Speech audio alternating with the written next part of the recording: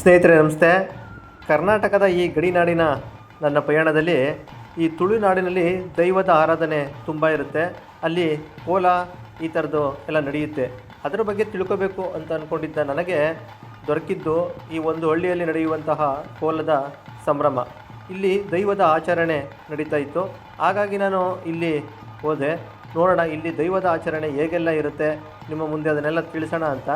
ಅದಕ್ಕೆ ಅಂತ ಇಲ್ಲಿ ತುಳುನಾಡಿನವರೇ ಆದಂತಹ ಶರತ್ ಕುಮಾರ್ ಅವರು ಈ ಕೋಲದ ಬಗ್ಗೆ ಒಂದಷ್ಟು ಮಾಹಿತಿಯನ್ನು ಹೇಳ್ತಾರೆ. ಅದಾದಮೇಲೆ ವಿಡಿಯೋನ ಪೂರ್ತಿ ನೋಡಿ, ಇಷ್ಟ ಆದರೆ ಲೈಕ್ ಮಾಡಿ, ಹಾಗೆ ಸಬ್ಸ್ಕ್ರೈಬ್ ಮಾಡೋದನ್ನ ಮರಿಬೇಡಿ. ಕೋಲ ಅನ್ನೋದು ಯಾವಾಗಲೂ ನಡೆಯಲ್ಲ, ವರ್ಷಕ್ಕೆ ಒಂದು ಸತಿ ನಡೆಯುವಂಥದ್ದು. ತುಂಬ ಚೆನ್ನಾಗಿರುತ್ತೆ. ವಿಡಿಯೋ ಪೂರ್ತಿ ನೋಡಿ. ನೀವು ಇಲ್ಲೇ ಇರೋದ್ರಿಂದ, ನೀವು ಹುಟ್ಟು ಬೆಳೆದಿರೋದ್ರಿಂದ ನಿಮಗೆ ಇಲ್ಲಿನ ಏನು ಹಬ್ಬಗಳಿವೆ, ಆ ಥರದ್ದು ಏನಿದೆ ಆಚರಣೆಗಳಿವೆ ಎಲ್ಲ ಗೊತ್ತಿರುತ್ತೆ ನಿಮಗೆ. ಹಾಗಾಗಿ ಇಲ್ಲಿನ ಆಚರಣೆ ಬಗ್ಗೆ ಹೇಳಬೇಕು ಅಂದರೆ ಸರ್, ಆಚರಣೆ ಅಂದರೆ ಅದು ನೀವು ಹೇಳ್ದಂಗೆ ದೈವದ್ದು ಆರಾಧನೆ, ನಾಗಾರಾಧನೆ ತುಂಬ ಇಂಪಾರ್ಟೆಂಟ್ ಈ ಕಡೆ.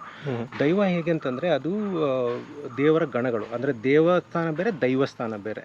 ಆದರೆ ಈ ದೈವಸ್ಥಾನ ಹೇಗೆ ಅಂದರೆ ಅವರವರೇ ಪೂಜೆ ಮಾಡ್ಕೊಳ್ಳೋ ರೀತಿಯಲ್ಲಿ ಮಾಡ್ಬೋದು ಅದನ್ನ. ಅದು ಒಂಥರ ಅಸುರ ಕ್ರಿಯೆಯಲ್ಲಿ ಆಗುವಂಥ, ಅದಕ್ಕೆ ಅಸುರ ಕ್ರಿಯೆಯಲ್ಲಿ ಆಗುವಂಥ ಪೂಜೆಗಳು ಇರುತ್ತೆ. ಅದರಲ್ಲಿ ಹೆಚ್ಚಿನ ದೈವಗಳಿಗೆಲ್ಲ ಅಸುರ ಕ್ರಿಯೆ ಅಂದರೆ ಅದಕ್ಕೆ ಪ್ರಾಣಿ ಬಲಿ, ಕೋಳಿ ಬಲಿ ಆ ಥರ ಕೊಡಬೇಕು. ಅದು ಇನ್ನೊಂದು ವ್ಯತ್ಯಾಸ. ಅಂದರೆ ಅವರವರ ಜಾಗದಲ್ಲಿ ಎಷ್ಟೋ ವರ್ಷಗಳಿಂದ ಪೂಜೆ ಮಾಡ್ಕೊಂಡು ಬಂದಿರುವಂಥ ದೈವಗಳಿರುತ್ತೆ, ಅದನ್ನ ಅವರು ಹಾಗೆ ಕಂಟಿನ್ಯೂ ಮಾಡ್ತಾರೆ. ಒಂದು ಕುಟುಂಬಕ್ಕೆ ಒಂದು ದೈವ ಅಂತ ಇರುತ್ತೆ. ಈಗ ಅಲ್ಲಿ ಕುಟುಂಬಕ್ಕೆ ಒಂದು ಧರ್ಮ ದೈವ ಅಂತ ಇರುತ್ತೆ, ಆ ಧರ್ಮ ದೈವನೂ ಮಾಡ್ತಾರೆ. ನಮ್ಮ ಉದಾಹರಣೆಗೆ ನಮ್ಮದು ಹೆಚ್ಚಿನ ಇಲ್ಲೆಲ್ಲ ಗೌಡ ಸಂಸ್ಕೃತಿ, ಗೌಡ ಸಮಾಜದವರೇ ಜಾಸ್ತಿ. ಅವರಿಗೆ ಮೇನು ಧರ್ಮದೈವ ಅಂತ ರುದ್ರ ಚಾಮುಂಡಿ ಇರ್ತದೆ ಅಲ್ಲಿ. ಸೊ ಆ ರುದ್ರ ಚಾಮುಂಡಿಗೆ ವರ್ಷಕ್ಕೊಂದ್ಸರಿ, 3 ವರ್ಷಕ್ಕೊಂದ್ಸರಿ, 5 ವರ್ಷಕ್ಕೊಂದ್ಸರಿ ಅವ್ರು ಏನು ಅಂದ್ಕೊಂಡಿರ್ತಾರೋ ಅದೇ ಪ್ರಕಾರ ಕೋಲ ಕೊಡ್ತಾರೆ, ಆ ಥರ ಮಾಡ್ತಾರೆ. ಇನ್ನು ಕೆಲವರ ಭೂಮಿಯಲ್ಲಿ ಇರುವಂಥ ದೈವಗಳಿರುತ್ತೆ, ಪಂಜುರ್ಲಿ, ಗುಳಿಗ, ಆಮೇಲೆ ಬೇರೆ ಬೇರೆ ಆ ಥರದ್ದು ಇರುತ್ತೆ. ಮನೇಲಿ ಇಟ್ಕೊಳ್ಳುವಂತ ಇರುತ್ತೆ, ಕಲ್ಲುರ್ಟಿ, ಕಲ್ಕುಡ, ಆ ಥರದ್ದು ಮನೆಯಲ್ಲೇ ಇಟ್ಟು ಪೂಜೆ ಮಾಡುವಂಥದ್ದು. ಕಲ್ಲುರ್ಟಿ, ಕಲ್ಕುಡ ಅದಕ್ಕೂ ವರ್ಷ ವರ್ಷ ಭೂತ ಮಾಡ್ತಾರೆ, ಭೂತ ಕೋಲ ಮಾಡ್ತಾರೆ. ಇಲ್ಲ ಅಂದರೆ ಒಂದು ತಂಬಿಲ ಅಂತ ಹೇಳ್ತಾರೆ. ತಂಬಿಲ ಅಂತಂದರೆ ಏನಿಲ್ಲ, ಅಕ್ಕಿ, ಕಾಯಿ, ಅರಳು ಇಟ್ಟು, ಹಣ್ಣುಗಳನ್ನ ಇಟ್ಟು ಕೈ ಮುಗಿಯೋದು, ಅಷ್ಟಾದರೂ ಮಾಡ್ತಾರೆ. ಹಬ್ಬದ ಟೈಮಿಗೆ ಮಾಡ್ತಾರೆ. ತಿಂಗಳು ಸಂಕ್ರಾಂತಿ ಪೂಜೆ ಅಂತ ಮಾಡ್ತಾರೆ. ಆಮೇಲೆ ಬೇರೆ ಬೇರೆ ರೀತಿಯ ದೈವಗಳಿದೆ. ಪ್ರತಿಯೊಂದು ದೈವಕ್ಕೂ ಅದರದೇ ಆದ ಒಂದು ಇತಿಹಾಸ ಇದೆ. ಹೆಚ್ಚಿನ ಇತಿಹಾಸ ಏನು ಹೇಳ್ತದೆ ಅಂದರೆ ಅವೆಲ್ಲ ಒಂಥರ ವೀರಪುರುಷರು. ಒಂದು ಟೈಮಲ್ಲಿ ಯಾರನ್ನೋ ಜನಗಳನ್ನ ಕಾಪಾಡಿದ ರಾಜರಾಗಿರ್ಬೋದು. ಉದಾಹರಣೆಗೆ ಇಲ್ಲೇ ಕೊಯ್ಲ ಉಲ್ಲಾಕ್ಲು ಅಂತಿದ್ದಾರೆ.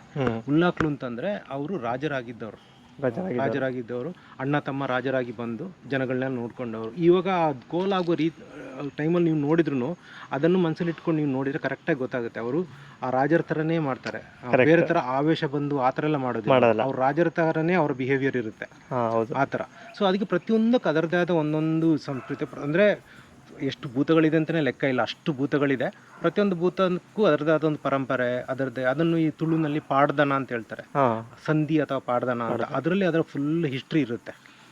ಎಷ್ಟೋ ಭೂತಗಳು ಇವಾಗ ಹೆಚ್ಚಿನವರು ಇಲ್ಲಿರುವ ಗೌಡ ಸಮಾಜದವರೆಲ್ಲ ಸಕಲೇಶ್ಪುರ ಕಡೆಯಿಂದ ಬಂದವರು. ಈಗ ಸಕಲೇಶ್ಪುರದಿಂದ ಬಂದವರಿಗೆ ಅಲ್ಲೇ ಸಬ್ಬಮ್ಮ ದೇವಿ ಅಥವಾ ಕೆಂಚಮ್ಮ ದೇವಿ ಅವರೇ ಮೂಲ ಆಗಿರ್ತಾರೆ. ಅವರು ಅಲ್ಲಿಂದ ಇಲ್ಲಿಗೆ ವಸತಿ ಬಂದಾಗ ಅವ್ರ ಜೊತೆ ಬಂದಿರುವಂತ ಎಷ್ಟೋ ದೈವಗಳು ಇದೆ, ಅದನ್ನ ಇಲ್ಲೇ ಆಚರಣೆ ಮಾಡ್ತಾ ಇರ್ತಾರೆ. ಹಾಗೆ ಎಲ್ಲಾ ರೀತಿಯ ಮಿಕ್ಸ್. ಅದು ಹೇಗೆ ಅಂತಂದ್ರೆ ನಾನು ಹೇಳ್ದಂಗೆ ಅದಕ್ಕೆ ದೇವರ ರೀತಿ ಪೂಜೆ ಮಾಡುವ ರೀತಿ ಅಲ್ಲ, ಇದು ದೈವದ ಪೂಜೆ. ದೈವದ ಪೂಜೆನಲ್ಲಿ ಅದರ ಇದು ಬೇರೆ.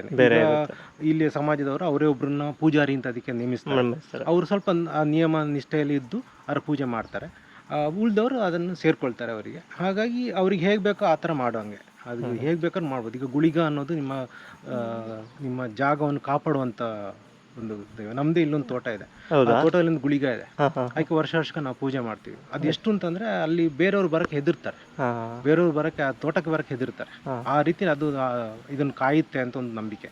ಹಂಗಾಗಿ ಅದು ಪ್ಲಸ್ ನಾಗನನ್ನಂತೂ ತುಂಬಾ ಇದು ಮಾಡ್ತಾರೆ. ಪ್ರತಿಯೊಂದು ಜಾಗದಲ್ಲೂ ಒಂದೊಂದು ನಾಗನ ಕಲ್ಲು. ಯಾಕಂದರೆ ನಾಗ ಭೂಮಿಯನ್ನು ರಕ್ಷಿಸುವಂಥದ್ದು. ಆಮೇಲೆ ಭೂಮಿ ಯಾವ ರೀತಿ ಒಬ್ಬರು ಇದನ್ನು ರಕ್ಷಿಸ್ತಾರೆ, ಅದನ್ನೆಲ್ಲ ನಾಗನ ಮೂಲಕನೇ ಅದು ಆಗೋದು ಅಂತ ಅವ್ರು ಅಂದ್ಕೊತಾರೆ. ಹಾಗಾಗಿ ಅದನ್ನು ಭಾರಿ ನಂಬಿ ಅದನ್ನು ನಾಗರ ಪಂಚಮಿ ಆಗಿರ್ಬೋದು ಅಥವಾ ವರ್ಷಕ್ಕೊಂದ್ಸರಿ ಪ್ರತಿಷ್ಠೆ ದಿವಸ ಅಂತ ಒಂದು ವರ್ಷದಲ್ಲಿ 2-3 ಸರಿ ಹಾಲೆರೆಯೋದು, ಅದನ್ನೆಲ್ಲ ಮಾಡಿ ಪೂಜೆ ಮಾಡ್ತಾರೆ. ಸೊ ಅದು ದಿವಸ ಅದು ಭಾರಿ ಜಾಸ್ತಿ.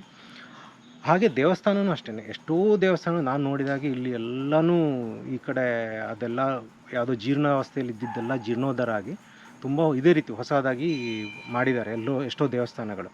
ಹಾಗಾಗಿ ಅದರ ಬಗ್ಗೆನೂ ಧರ್ಮ ಭಕ್ತಿ ಎಲ್ಲ ಜಾಸ್ತಿ. ಅದು ಈ ಪ್ರದೇಶದಲ್ಲಿ ಇನ್ನೊಂದು ಅದನ್ನು ನಾನು ಹೇಳಲಿಕ್ಕೆ ಇಷ್ಟಪಡ್ತೇನೆ. ಯಾಕಂದರೆ ಜನಗಳಿಗಿರುವಂಥ ದೈವಭಕ್ತಿ ಜಾಸ್ತಿ, ಜನಗಳಿಗೆ ಅದ್ರ ಬಗ್ಗೆ ಒಂದು ಸ್ವಲ್ಪ ಧರ್ಮ ಅದ್ರ ಬಗ್ಗೆ ಇರೋದು ಜಾಸ್ತಿ.